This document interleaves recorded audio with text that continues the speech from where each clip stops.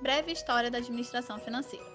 No início do século XX, a administração financeira surge como um campo distinto de estudo, pois até então era vista como parte da economia. No final da década de 1880, com o término da construção das redes transcontinentais de ferrovias nos Estados Unidos, surge o mercado nacional e inicia-se um modelo de consolidação das empresas. Desse processo surgem empresas excessivamente grandes. Com a famosa crise de 29, a administração financeira voltou-se para concordatas e reorganização, liquidez das empresas e regulamentação do mercado de títulos.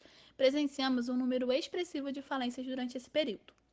A década de 70 foi caracterizada pela valoração de medidas que tinham o objetivo de diminuir os riscos de investimento, e logo voltaram-se aos acadêmicos Markowitz, Tobin, Sharpe e Fama, pois o contexto atual no qual estavam inseridos eram de incertezas a nível macroeconômico, como a crise do petróleo que o mundo presenciou em 73.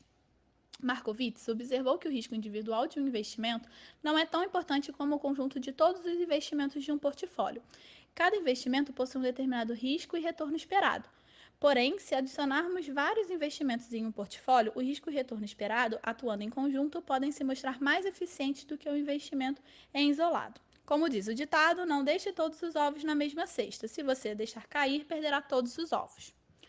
O KPM é um modelo que mostra o retorno de um investidor aceitaria por investir em uma empresa. É uma abordagem que considera o repentino e inesperado, portanto, está menos suscetível ao risco. Isso não significa estar blindado, mas sim preparado por consequente sofrerá menos riscos.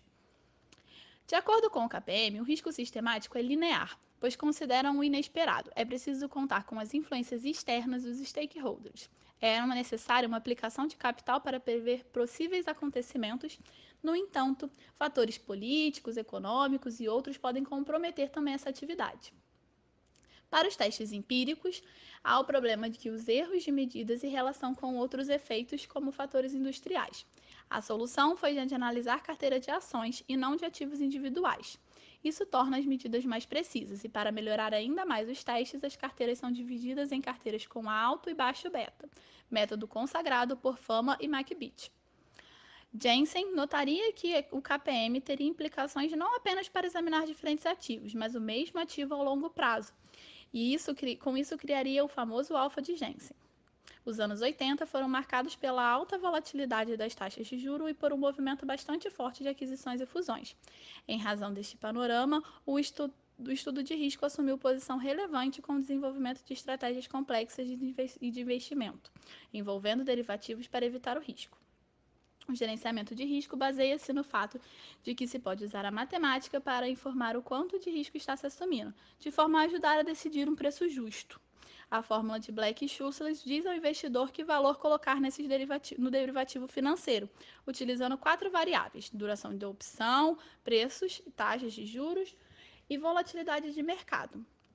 De forma breve, discutimos a mudança na concepção do papel da função financeira nas décadas de 70 e 80, o que requer cuidado, pois deve-se considerar que os conceitos predominantes atualmente são resultados do acúmulo de conhecimento e de experiências anteriores. Partindo dos 3 pressupostos de Watson, a história do pensamento econômico reflete os problemas preeminentes existentes em cada época. Os novos avanços em finanças relacionam-se ao desenvolvimento de teorias e instrumentos em campo correlacionados. Em finanças, a constante transformação sofrida pelas circunstâncias econômicas e administrativas possibilitou dar-se a pouca atenção a certos aspectos ao seu conteúdo em uma determinada época, mas levá-los em consideração em outras. Para as mais informações, aguarde o próximo vídeo.